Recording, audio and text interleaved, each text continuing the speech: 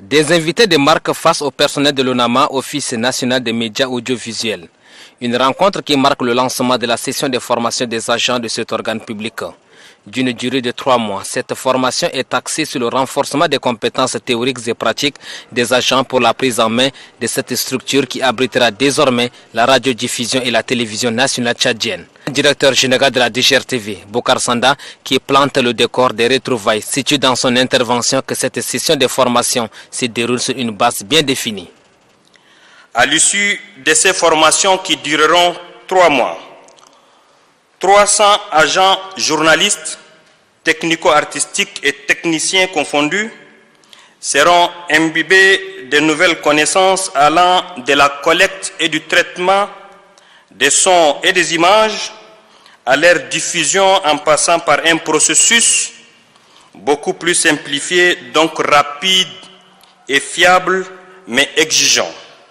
Je voudrais rassurer l'assistance que les agents retenus pour ces formations ont été sélectionnés sur la base, d'une part, des modules définis en fonction des nouvelles fonctionnalités des équipements et d'autre part, de leur profil, leurs expériences dans le métier, leur professionnalisme et leur engagement dans le travail.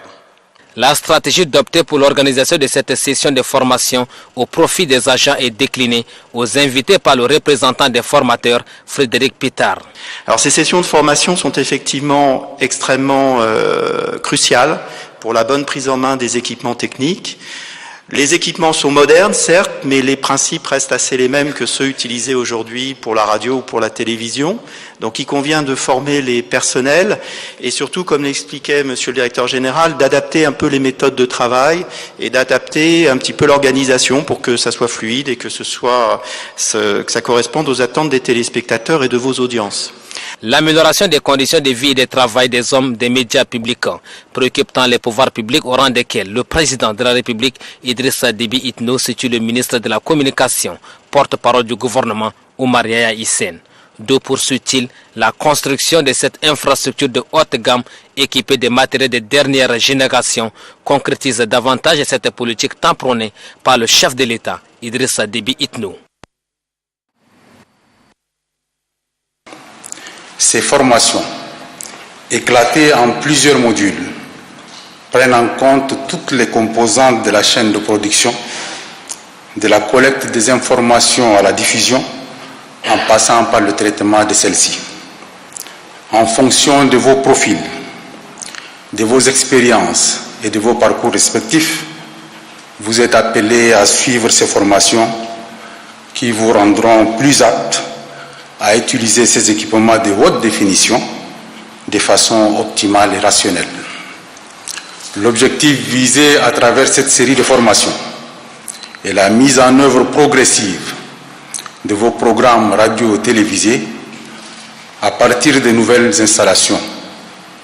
Ce schéma obéira à un programme bien élaboré dont l'exécution sera suivie par la direction générale de votre institution. Il vous revient donc, chers participants, d'user de votre génie créateur, de votre savoir-faire et de votre esprit imaginatif pour donner un contenu professionnel à vos programmes. Cet exercice exigera de vous des productions de qualité qui reflètent nos cultures et nos réalités. L'occasion vous est donc offerte. À vous de la saisir pour être performant et excellent. Le gouvernement, à travers le ministère de la Communication, ne ménagera aucun effort pour soutenir les efforts tendant à valoriser les prestations de l'ONAMA. Tout sera mis en œuvre et de manière progressive pour que l'installation dans ce bâtiment se fasse avec précision afin que le transfert, la mise en œuvre des productions télévisuelles et radiophoniques, l'organisation du travail de rédaction autour des journaux télévisés et radio, ainsi que l'éditorial se réalise méthodiquement, suivant l'évolution des nouvelles grilles, de l'habillage et de l'exploitation du studio virtuel.